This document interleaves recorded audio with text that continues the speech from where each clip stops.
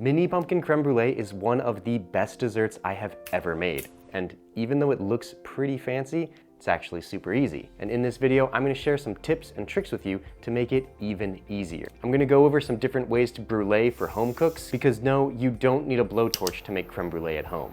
But we'll get to that later. First, let's talk about choosing the right pumpkin. You wanna make sure that the pumpkin you choose is a squash and not a gourd. Pumpkins that I used are called Orangita, but in the store you might just see them sold as mini pumpkins.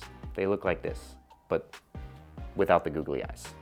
To make this into this, use a strong knife to cut a little bit into the pumpkin. Then either hit the back of the blade or chop the whole thing down together. Spoon out the seeds for roasting later and then smooth out the sides until you have a nice little ram of pumpkin. Just save the pumpkin flesh that you scrape out because you'll use that later to naturally flavor the creme brulee. Combine that with 2 cups of heavy cream, 1 cinnamon stick, 5 cloves, a little knob of ginger, 1/4 teaspoon of nutmeg, a 1/2 cup of sugar, and 1 vanilla bean. Of course, you can use ground spices too, and I'll put the conversions for that in the description, but I prefer to use whole spices because that way you can strain them all out later and you have a perfectly creamy creme brulee.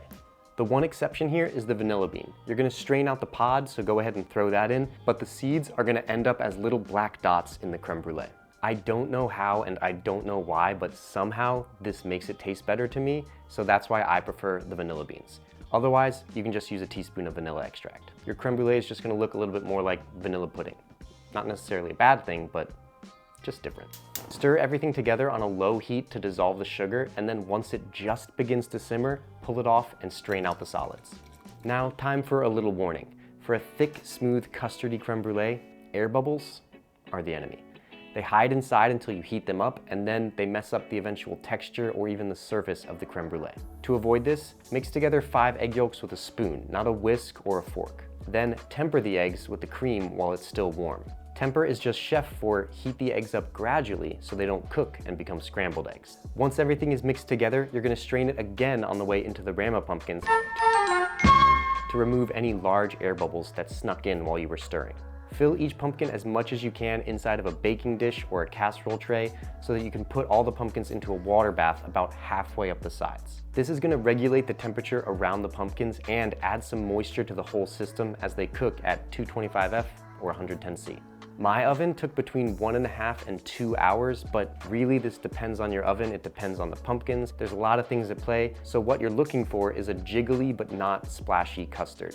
It's still gonna wiggle and jiggle a bit, but it will set later after the pumpkins cool. Gradually cool the pumpkins down to room temp before putting them into the fridge. If you change temperatures too drastically, you'll crack your creme, and nobody wants a cracked creme, just a cracked brulee. Speaking of, let's crack into the brulee. To achieve maximum crack, you're gonna wanna add your sugar just before serving. For this recipe, I tried a few different sugar combinations, and here's what I found. White sugar was the easiest to melt and made a solid, crisp shell, but even when it was burnt, it didn't have that caramely molasses flavor that you get with raw sugar. Raw sugar, though, was a little bit harder to melt without burning, and it didn't really make as hard a top as the white sugar. What I preferred was a mixture of half light brown sugar and half white sugar that combined the flavor you get with the molasses and caramel with the solid, almost glass-like shatter of white sugar. To brulee, I tried 4 popular techniques. The first, blowtorch. This is classic and traditional. It's very easy to see what you're doing so you can burn the sugar to the exact right level that you like, but not everybody has a blowtorch and not everybody wants one. If that's you, the other option is to heat up a metal spoon on the range and then pressing that down on top of the sugar to melt it. With this method, it's really hard to see how burnt the sugar is getting and you basically ruin a spoon. So though it's effective, not recommended. The third option is to broil your creme brulee. A few sources said that this worked, but it was really hard to cook it fast enough to not heat up the creme brulee as you were broiling it. So what you're left with is a semi-warm creme and a semi-soft brulee. Kind of the worst of both worlds, so not effective and not recommended. But the fourth option, which if you have no blowtorch, no extra spoons, and no time for a warm creme brulee, is to melt some sugar in a pan until it's a light amber color and then drip it on top. When this cools, it's gonna be smooth and glassy, but it's gonna give you the caramelized flavor you want and that solid, satisfying shatter. It's just a looks thing, but if you think about it, any pumpkin creme brulee is gonna be gorgeous.